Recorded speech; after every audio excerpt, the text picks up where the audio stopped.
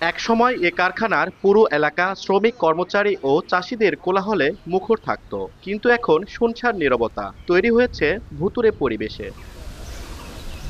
পাবনার ঈশ্বরদীর দাশুরিয়ায় ৬০ একর জমিতে দৈনিক প্রায় ১৬০০ মেট্রিক টন উৎপাদন ক্ষমতা সম্পন্ন পাবনা চিনিকলটি পরীক্ষামূলকভাবে উৎপাদন শুরু হয় ১৯৯৬-৯৭ মারাই মৌসুমে।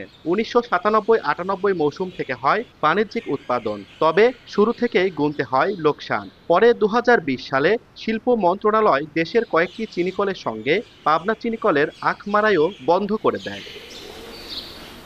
তবে উৎপাদন বন্ধ রাখা এই ৬ বছরের বেশি সময়ে সরকার মিলটির শ্রমিক কর্মচারীদের বেতন দিয়েছে ৮ কোটি টাকার বেশি। শিগগিরই মিলটি চালুর দাবি এলাকাবাসীর। হাজার হাজার কোটি কোটি টাকার সম্পদ, গাড়ি ঘোড়া সবকিছু নষ্ট হয়ে যাচ্ছে, মাটি খেয়ে যাচ্ছে। মিলটা কেন বন্ধ হলো, কি জন্য বন্ধ হলো আমরা আসলে কিছুই বুঝে উঠতে পারলাম না। হঠাৎ করে মিল মারাই বন্ধ। এত অত্যাধুনিক মিল বাংলাদেশে একটাও নাই। এই মিলটা চালু হলে সবাই লাভবান হব এবং এতে নতুন নিয়োগ দিলে অনেক কর্মসংস্থানের ব্যবস্থা হবে। মাননীয় প্রধানমন্ত্রীর কাছে অনুরোধ, সেজন্য এই মিলটা চালু করে। মিল কর্তৃপক্ষ বলছে, বন্ধ চিনিকলগুলো চালু করতে সরকারের নেয়া উদ্যোগে আশাবাদী তারা।